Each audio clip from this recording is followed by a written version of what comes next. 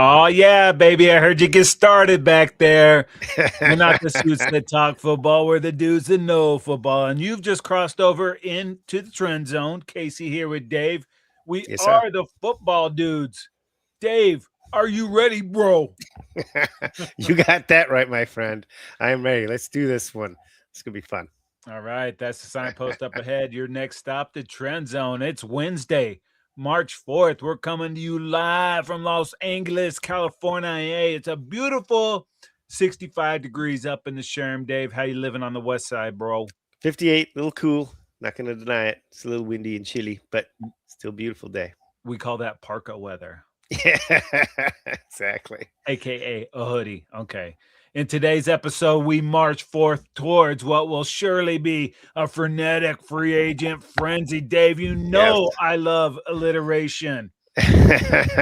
While we're there, baby, we're going to check out some righteous bucks for some fifth-year players, some surprising cuts, perhaps, a couple quarterbacks, and a full slate of NFL global domination. But, Dave, we cannot take a trip into the trend zone without a tasty nug for the people. Tell me Yep. you're holding, bro. Oh yeah. How about this one? Sam Darnold, dude. Super Bowl champion Sam Darnold in the second year of his 3-year, $100.5 million contract with the Seahawks. That one was signed last March 2025. 55 million guaranteed, an annual average of just 33.5 million bucks. Pretty good investment by the Seahawks. Yeah, you don't have to spend the most, you just have to spend wisely. And I guess the Vikings aren't wise. Yeah. Well, we got a handful of teams that Casey that could be accused of overspending at the quarterback position and now being in a regrettable scenario. That is true. But hey, you want to be wise out there in Listensville? The Trend Zone, available for subscription for free. Apple Podcasts, Google Podcasts, Amazon Music, TuneIn, Stitcher, wherever you get your podcasts. All But right, Dave. Casey, that probably costs a lot though, right? For the people. No, you know what? I'm going to give this away for free. I know that's crazy talk, Dave, but I want the people to take in that football dudes, football goodness. I want to share the love for free. Righteous. Okay. Righteous. Okay. That's how we do it here. All right, Dave, let's get into some top trending stories. NFL setting the fifth-year option salaries for all those 2023 first-round picks. Dave, how do they get there? Well, yeah. So there's 4 levels. The lowest level, the standard base level, and then players hit milestones for playing time to kick it up a little bit. If you get to one Pro Bowl, it's another notch up, and then 2 Pro Bowls is that highest level. So, yeah, it's an interesting little formula there that they've got going to give the fifth-year options some real some big numbers out there. And dude, I was at the Clippers game the other night, and I saw the 2 quarterbacks that went 1 and 2 in that draft round at the game Wow. hanging out. And I'll tell you, dude, Bryce Young does not look like an NFL quarterback size-wise. I was going to put him in my pocket and put him on the other side of the stadium. Oh my gosh, he's a little dude. California guy though, right? He's got a big wallet. Yeah, 25.9 million would be the fifth-year option for him. And speaking of quarterbacks, CJ Stroud there, the other one there, also 25.904 million. So yeah, pretty pricey. Also in the quarterback category, the fourth guy in that one there, 22.48, almost 22.5 million for Anthony Richardson of the broken orbital bone from last year. Not so sure about that one. Yeah, they got the guy too early without enough starts. I don't know if you can close that gap without getting that experience in college, especially how many starts these guys are getting these days. You need those starts. It's just too ahead of the NIL curve. Had he been a couple years later, he stays at Florida, makes a bunch of money, and enamored by the athleticism too. Not a refined quarterback per se. Bryce Young and CJ Stroud themselves have had a couple of rough patches. Totally. So, but it's almost like playing quarterback in the NFL is hard. Yeah, imagine that. Wow.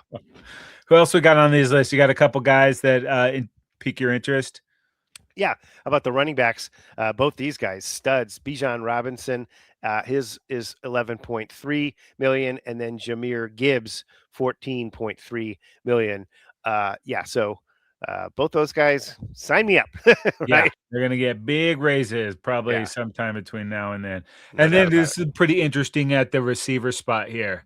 Yeah, 20 picks, 20 through 23 were all for receivers straight away.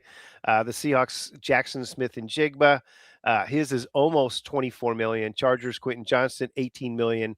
Ravens with Zay Flowers, over 27 million with multiple Whoa. Pro Bowls there.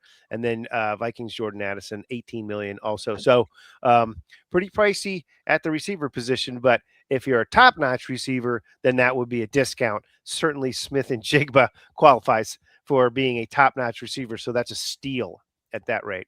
Yeah, we're gonna actually see a $40 million a year receiver soon. Maybe It's not coming, this year, next year, but it is right? around the corner. Yeah, All right, Dave. Speaking of righteous bucks, franchise tag is come and gone, and only 3 teams used the tag, which yeah, that does mean a lot of money for those players, but not the kind of money they wanted. yeah. The last couple of years, it's been going down. Not that many tags been distributed, but yeah, the three guys are Jets running back Brees Hall, Cowboys wide receiver George Pickens, and Falcons tight end Kyle Pitts. And yeah, all of those guys have until July 15th if they want to go long term with those guys. Otherwise, they'll be forced to play on the tag for that for the for the season there. And then, of course, obviously, there's another franchise tag out there. I believe it will be a 20% increase over what the current price would be. Yeah, Brees Hall, kind of one of the lone bright spots on that Jet squad. Yeah. Pickens came and had a career year. It helped having Dak. It helped having CD. So maybe they take those things. They do want to sign him to a long term deal. I don't know if it's going to be north 35. I don't see how they can do it, but you got to get him signed it in. Kyle Pitts, dude, this was the unicorn coming out of college and kind of Yeah. hadn't done anything. Picked a great year to put it all together. So he's going to make 15 mil on that. Not too bad. Yeah, and Bryce Hall, he'll be at just over 14 million. And you mentioned Pickens, he's going to be over a little over 27 million. So all of these numbers a little bit lower than what you would consider the premium price for that position. So obviously these players would love that big lump sum, the guaranteed money and the longer contract. So, but if they end up making it through the season and having a great year, then there's a free agency possibly on the other end of it for even a bigger payday. Yeah, or another tag, but it kind of feels Yep. like all these players will get deals worked out with their teams. Yeah, clearly these teams want these players back. So yeah, there's hopefully there's mutual interest from the player as well. All right, and then one more guy, almost a franchise tag, Dimebag Danny, Yeah, he transition gets tag. Yeah, it gets the transition tag, which is a weird one. But it's almost 38 million bucks, so it's not like some cheap change there. Um, but he did tear his Achilles tendon, so that's a significant concern. That's only been about 3 months since that happened. He was playing exceptionally well. The team was playing exceptionally well in the early stages of the season. They seemed like the best team in the league for a minute there, but yeah, if they would have gone with the franchise, it would have been almost 44 million. So they're saving themselves 7 million bucks. He can actually go out and see if any other teams want to offer him a deal. If so, he can accept that, and then it would be, he could be swept away from the Colts. But also they could match it, and he could be back. Yeah, and we'll get into that a little bit. There's a lot of quarterbacks out there in the market, so you might just want to take that cool 38 and be chilling. All right, Dave, Yeah, it used to I would be we would just wing on over to London and jam with the Stones and the Jags. That say. is not the deal anymore, baby. 9 Woo. international games. You know what that means? 6:30 a.m. football at least 8 times because we're going to get one of Crazy, these right? in prime time. Yeah. So and maybe 2 with that. I'm not gonna give it away. Go through these games and tell me the locales. Yeah, real quick. Falcon, we don't have both teams necessarily, except for one of them. Falcons in Madrid, Lions in Munich, Jaguars in London for 2 games, Commanders in London as well, Saints in Paris, Cowboys in Rio de Janeiro, 49ers in Mexico City, and 49ers versus Rams in Melbourne. First time ever in Melbourne. Pretty Man, that exciting. is gonna be a gnarly flight. That's screaming like opening weekend. Maybe even there's Yeah. talk that it could be the Wednesday before the Thursday. And I But think that would be justified because it is a 15 plus hour flight and you fly west from southwest basically from LAX, and it's probably a little farther for San Francisco. Wow. I mean, it's a brutal flight. So you obviously got to think about if they're going to be playing the very next week. You got to get those guys back and in time to reacclimate and not have that. That's a that's a crazy flight, man. yeah, dude, and I'm not a time zone wizard by any means, but let me throw this by you. How about we open the season on Thursday night with the defending Super Bowl champs and then a doubleheader on Friday? The Ooh. Cowboys Rio game and the Niners and the Rams. Wow. I like the sound of that. That sounds Okay. good. The idea of the Super Bowl champion not starting the season is a little bit of a like, that's kind of stealing their thunder. So if they do put that Niners Rams game before it, it is kind of a little bit of a, you know, Okay, I got you. Dave, let's move up the Seattle game to Wednesday.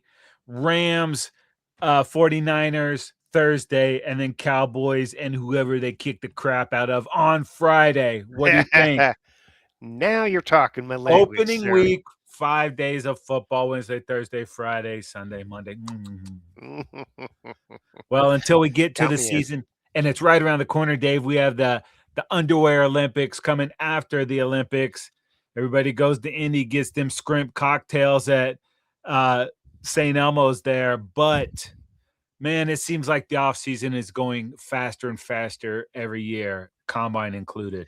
No doubt. I mean, the NFL just putting these dates and spacing them out from each other keeps you always looking forward to that next event. And the combine certainly, you know, one of those events in the whole off-season schedule that just keeps you nibbling for that next thing. But man, these guys, Casey, they're fast. They're running very, very fast at the combine. How fast, Dave? Fastest ever. I mean, the Wow. defensive backs, 4.44 on average. Wide receivers, 4.44 on average. Running backs averaged 4.45. Linebackers, 4.55. Tight ends, 4.63 on average. Defensive linemen, these are big dudes running 4.83 in the 40. Offensive linemen, 5.10. All of those Faster than averages Tom Brady or what? a little bit faster than Rich Eisen doing his run in the suit.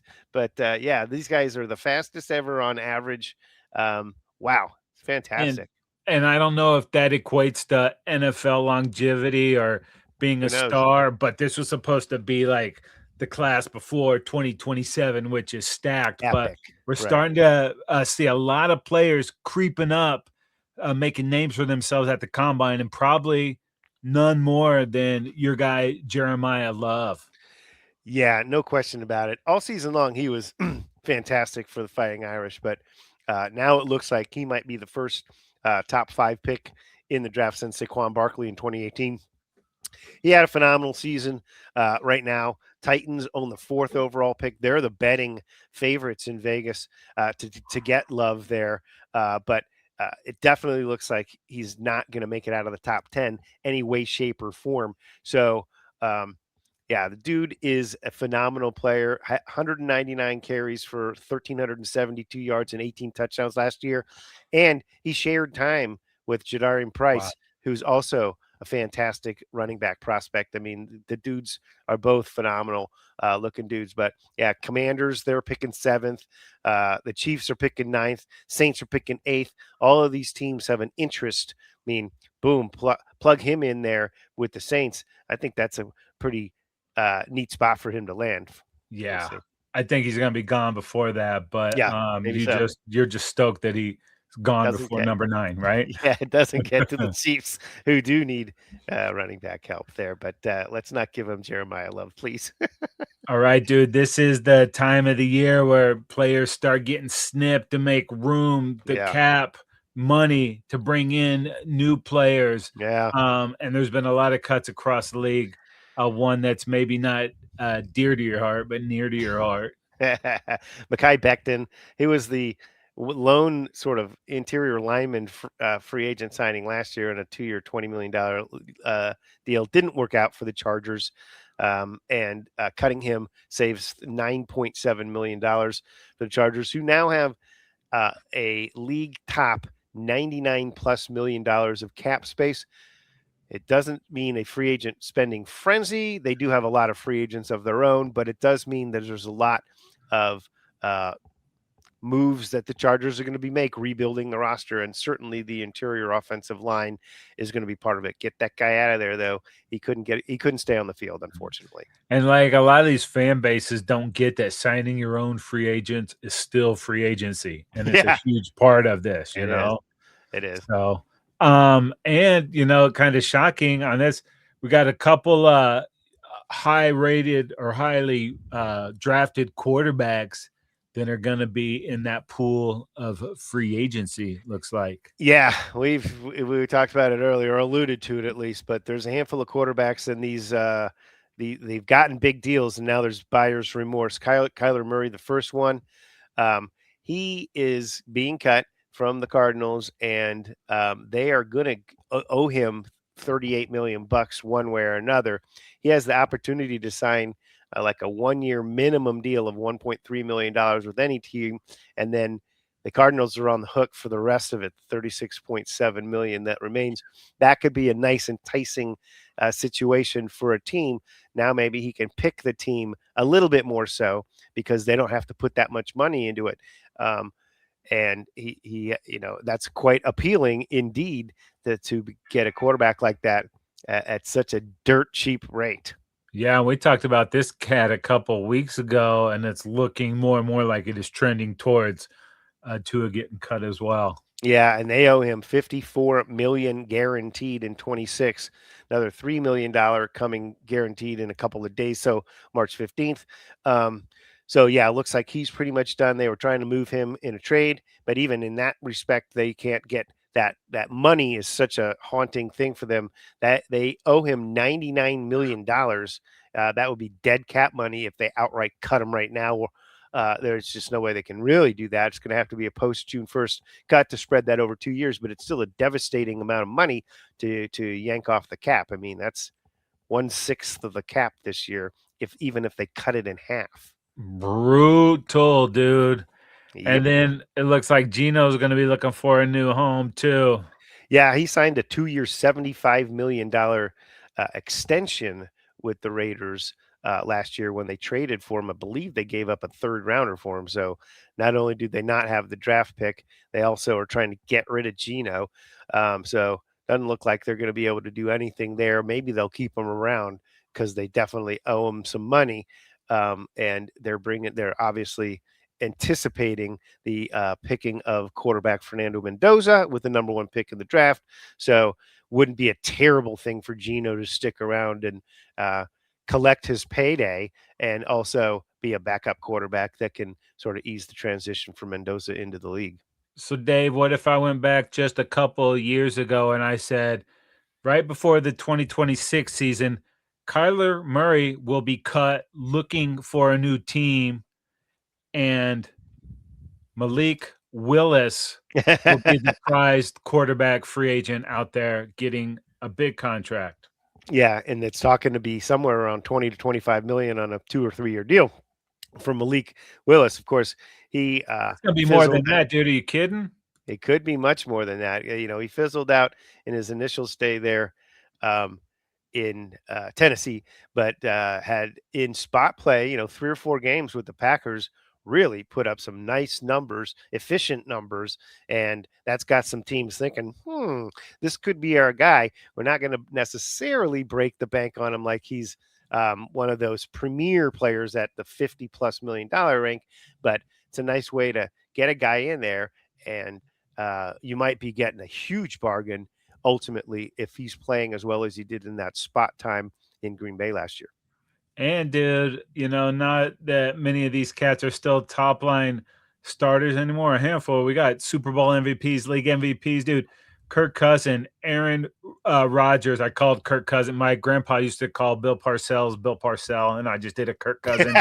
Aaron Rodgers, Russell Wilson, Jimmy G, Joe Flacco. There's a ton of backups, I guess. Not bad names though, bigger names than you Right. would expect, but there it is. There's a lot of guys out there going to be looking for a new gig.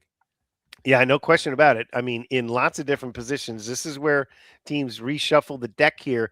And if you uh, hit on all this free agency activity, you can put yourself, from where you were into that Super Bowl caliber mix there, like the Seahawks were able to do last year. And even the Patriots, they spent as much or more than any other team in the league last year, and they found themselves in the Super Bowl. So play these cards right here in this stage of the game, this team building section of the free agency, and you can really improve your team.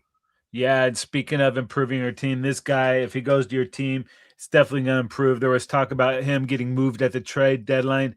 It did not happen. But Dave, with the Raiders in full rebuild mode, Mad Max Crosby is the most coveted free agent out there in all of the land. Well, and yeah, I mean, no question about it. Mad Max is an absolute disruptor. Cannot wait for him to not be on the Raiders anymore. They still have a chance to maybe get him back, for sure. But I think he was a little disenchanted towards the end of last year when they sat him for the final 2 games. He is an absolute warrior. He doesn't care if he's hurt. He wants to play through it. But yeah, any team that gets him on the team, I mean, you got to respect him 100%. He's literally my favorite Raider. So it would thrill me for him to move on and go to a different squad where I could actually root for him because he's such a stud out there in the way he performs, and his effort level is not exceeded by anyone in the league. No. And then the most Bengal thing ever, they didn't want to trade this guy last year, so now they're just letting him go for nothing. Yeah. Well, I guess they'll get a compensatory pick if they play their cards right in free agency based on that formula. But yeah, they could have traded him and gotten a nice return last year. Certainly, it seems like they should have done that before the trade deadline, and everybody would have been a lot happier. He's 31. He's getting a little bit up there, and he didn't have a great season last year due to injury there. But the year before that, 17 and a half sacks. So in his career, 81 sacks, 74 tackles for loss, 163 quarterback hits. You can put him in if he's that last piece or something to push your defense over the top, then by all means, he's a great thing. Don't try and build the defense around him. Just add him to a good defense, and that'll be a huge acquisition. We're talking about Trey Hendrickson there, but also on this list, Jalen Phillips, Boye Mafe, Odafe Ewu, who was like watching this guy play for you guys and then seeing the Ravens have zero pass rush. I was like, it just didn't make any sense to me. But also on this list, Joey Bosa, Khalil Mack, all these former Chargers maybe will be Chargers again. Bradley Chubb, Quiddy play, dude. It goes on and on. Jadeveon Clowney, Von Miller, K'Lavon Chason, who had a nice season with the Patriots.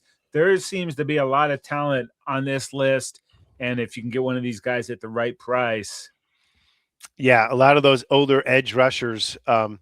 If they still got something left in the tank, and they can maybe go somewhere, not overcharge because they've had a nice career payday already, and play for a team that has a chance to win big in the playoffs. Yeah. All right, dude. Move it over to offense. Alec Pierce. He said he wants to, be courted a little bit. He wants to go out on a couple dates. That's not saying he's not going to sign with the Colts, but he wants to feel what it's like out there. Yeah, interesting because and the quarterback situation there might be a part of this, but he's been the deep threat. He had a career high 47 receptions and 1,000 yards and 6 touchdowns in 25, but he was the best deep threat receiver, for that long ball. And if teams want to stretch the field, they can really threaten it. A lot of these defenses love to just put a cap on it and keep you in front of them. Well, this guy threatens every defense. So he's certainly valuable in that respect. Yeah, also on this list, Mike Evans, which pretty sure he's going to re-sign with the Bucks. Yeah. Tyreek Hill is wild card. Juwan Jennings, man, he definitely elevated his stock. He's going to get paid. Romeo Dobbs, Wandale Robinson, Debo, Christian Kirk. You got Keenan. I think he's going to re-sign a D Hop, Tyquan Thornton. So there's a Ton of ton them. of pretty good guys out there. Yeah. Maybe not a lot of number ones, but definitely guys that can help your offense. Yeah, but it's interesting because obviously every year now it seems like in the NFL draft, there's a fleet of new guys, and Mhm. if you hit the right ones, then you got cost control and longer term solutions to those problems. And then, dude, this guy's at top of a list of might be the deepest free agent class out there. Talking about tight ends. Yeah, gigantic list. But Dallas Goddard, he is a free agent now. Obviously, the Eagles are interested in him. He's probably interested in returning to the Eagles. Career high 60 catches, 11 touchdowns. And 591 yards in 15 games. But in 8 seasons with the Eagles, he has 409 receptions and almost 4,700 yards and 35 touchdowns. When healthy, he's a really, really good weapon. He has had a little issue Mhm. staying consistently healthy with the knees and such, but really talented guy. But man, he's not the only one out there in free agency. No kidding, dude. I don't know this guy, Travis Kelsey. Yeah, Kelsey's. Oh, Travis Kelsey. I know that guy. Johnu Smith, Isaiah Likely, dude. Yeah. Um, Tyler Higbee, Noah Fant, David Njoku, Darren Waller, Cade Outen, dude. All these cats were big time contributors to squads last year. No doubt about it, dude. Yeah, two of those guys are Ravens too, and they signed the older guy Andrews to an extension. But these are two just quality guys, and Likely and Kohler there. Um, yeah, it's a nice list out there. Mhm. If you're a team that needs a tight end, you can get at least maybe two of them from this list, Yeah, right? right. So, my gosh, wow, And every team's running with about three now. Okay, Dave, that's let's been go a ahead and trend, right? take it over to the Super Bowl champs. They're very likely possibility they're going to lose a couple of their major contributors to that Super Bowl run. Yeah, let's start with Rashid Shaheed, the guy they traded a fourth and a fifth round draft pick right around I believe it was just right at the trade deadline there.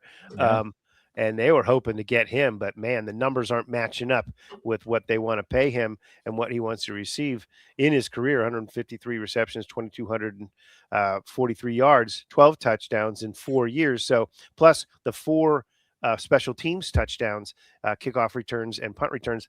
This guy's an absolute weapon. He brings the speed that stretches the field. Um, yeah. So this is if he doesn't resign there will be plenty of bidders for his services. Yeah, and dude, it seemed like him and Sam Darnold kind of finding that mojo late. Let's build off that. Let's do another year, man. Maybe he takes a Yeah. little less.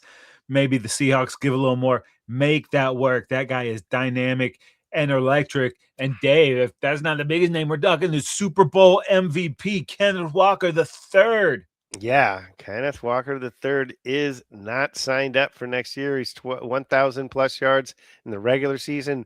Really took off during the playoffs. And another part of the equation, of course, is that Charbonnet suffered a torn ACL in the divisional round, so he won't be ready to go until I don't know. I mean, these guys get faster and faster, but we know how sometimes it takes a year or more to Yeah. really be the back that you were. And this was a 1-2 tandem that was phenomenal. Now, when you think about this, without Shaheed, Kenneth Walker, and Charbonnet, I mean, holy moly, they're down three quality guys that are offensive weapons. Yeah, and I know there's a lot of running back depth in this draft, but I Yeah, don't know if there's Super Bowl MVPs in this draft coming out first year. So, bit of a head scratcher, yeah. Dave. And They got this money too, by the way. They they've got got money. so it's So not a that's interesting. yeah. All right, let's go ahead and we're seeing a handful of trades happen right before the draft, man. Sonic and Knuckles, no more, dude. Half of that is gone. Yeah, David Montgomery traded to Houston.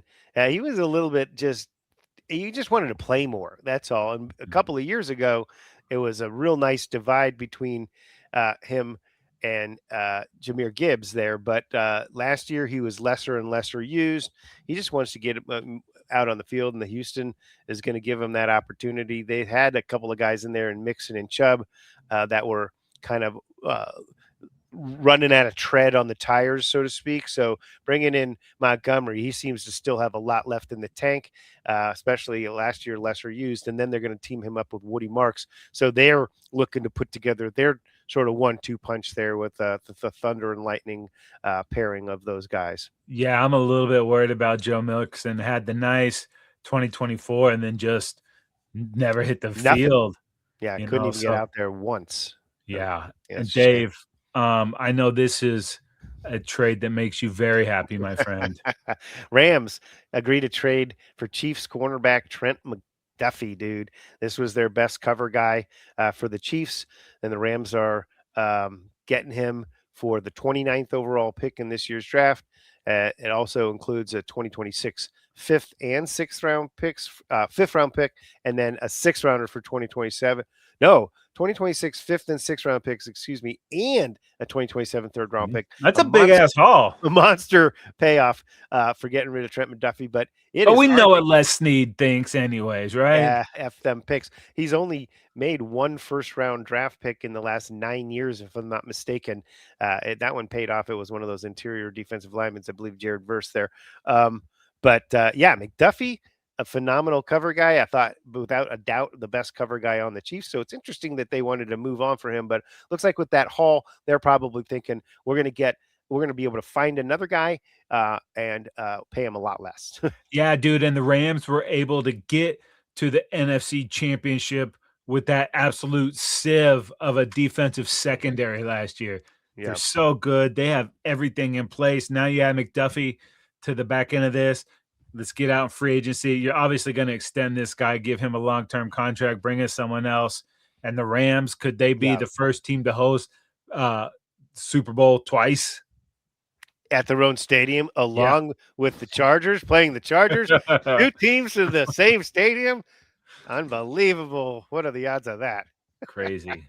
But Dave, we got a long way to go before we get to that Super Bowl. Yeah. But we've got the first game of the year. It's not happening soon, but it's happening, baby. We got it. August 6th, Canton, Ohio. It is the Hall of Fame game. It will be the Cardinals and the Panthers in this one. Cardinals wideout Larry Fitzgerald and former Panther linebacker Luke Kuechly, both entering the Hall of Fame. Both awesome dudes, awesome football players. Larry Fitzgerald, though, man, that guy, so close to winning that Super Bowl with the Cardinals against the Steelers that year. And he had such a phenomenal performance. But what a great career for him. So, wow. Yeah, we will see those dudes kick it off. Oh, also mentioning just real quick, Saints quarterback Drew Brees, former Patriots and Colts kicker Vinatieri, former 49ers running back Roger Craig, also to be celebrated at that game. Yeah, I don't see my guy Darren Woodson on the list, but Dave, what surprises me the most is you didn't introduce Drew Brees as former Charger. Yeah, former Charger Drew Brees. I never wanted to trade him. You know that. Oh, I know, dude. I know. It goes back. We let him go. We didn't even trade him because brutal. The lament. That's why you got to know who to sign and know who to let go. Dave, there are so many ways you can check out the football dudes. The TrendZone for free, available for subscription. Apple Podcasts, Google, Amazon Music, TuneIn, wherever you get your podcast. Yeah, subscribe to our YouTube channel, like us on Instagram and Facebook, follow us on Twitter, aka X @FootballDudesLA, and make sure you tag us across all social media platforms. And while you're out there surfing the interwebs, go ahead and bookmark footballdudes.com. That is gonna do it for this episode of the Trend Zone. We're not the suits that talk football. We're the dudes that know football. For Dave, I'm Casey, and we are out of here.